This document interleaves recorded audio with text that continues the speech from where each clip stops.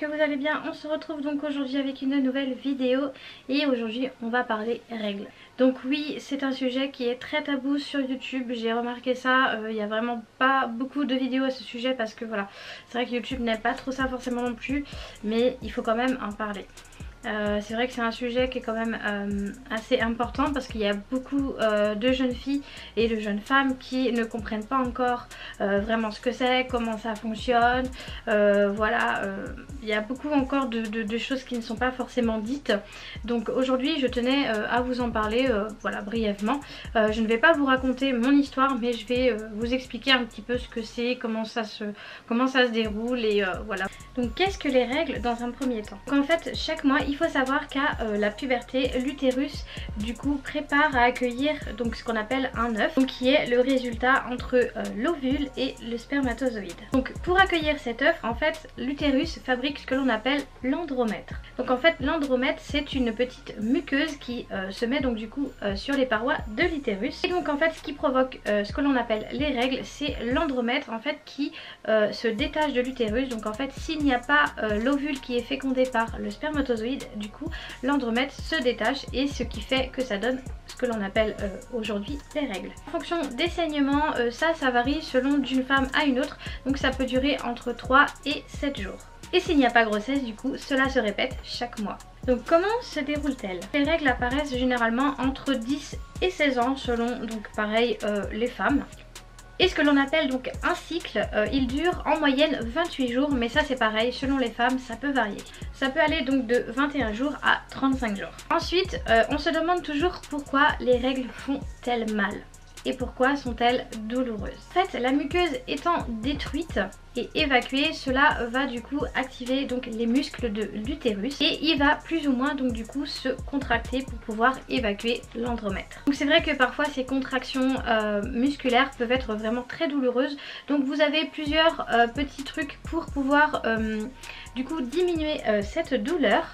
Donc vous pouvez prendre donc tout ce qui est paracétamol, donc Doliprane, Efferalgan ou bien également du Dafalgan. Ensuite, si vous êtes une personne qui n'aimait pas trop prendre et ingérer des cachets, vous pouvez donc du coup prendre une petite bouillotte, la remplir avec de l'eau chaude et du coup venir la poser sur l'endroit, donc au niveau de l'utérus. Et ainsi ça va détendre le muscle. Mais si malgré tout ça du coup rien ne fonctionne et tu as toujours autant mal, et ben je te conseille d'aller voir du coup ton médecin traitant et lui va te donner un traitement qui pourra du coup te soulager lors de ces douleurs de règles. Ensuite vient la question de je perds beaucoup de sang, est-ce que c'est normal?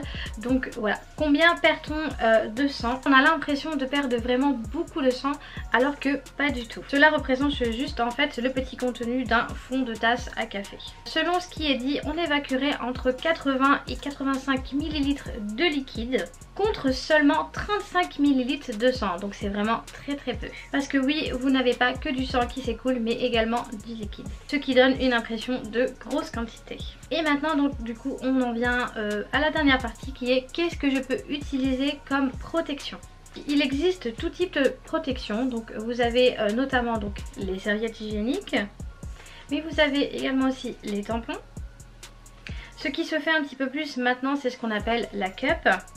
Et vous avez donc du coup également maintenant qui est beaucoup mieux mais un petit peu plus cher à l'achat, mais qui est vraiment plus simple et qui dure dans le temps. Ce sont donc du coup des sous-vêtements que vous pouvez du coup laver. En fait vous avez donc soit un boxer, une culotte et à l'intérieur vous avez donc du coup l'équivalent d'une serviette hygiénique mais du coup plus protectrice de la peau et de l'environnement. Et en fait vous allez donc venir mettre votre culotte tout à fait normalement et elle peut contenir jusqu'à je crois 2 ou 3 heures ou peut-être un peu plus, et au-delà de ça bah, du coup vous avez juste à la laver. Voilà, donc du coup j'espère que cette vidéo vous aura plu et surtout qu'elle vous aura aidé si vous aviez encore des questions. Voilà, donc si vous avez encore d'autres questions que je n'ai pas forcément abordées ici, n'hésitez pas du coup à me le dire dans les commentaires et du coup je me ferai un plaisir de vous répondre. Donc également si vous avez autre chose à partager concernant ce que j'ai pu dire aujourd'hui, n'hésitez pas également à le dire dans les commentaires. Sur ce, moi j'en ai fini avec cette vidéo, donc si cette vidéo vous a plu, n'hésitez pas du coup à la liker, ça fait toujours plaisir. Si vous n'êtes pas encore abonné à la chaîne, n'hésitez pas du coup à vous abonner. Et moi je vous laisse avec cette vidéo, je vous retrouve très vite pour une prochaine vidéo. Et en attendant, prenez soin de vous. Ciao!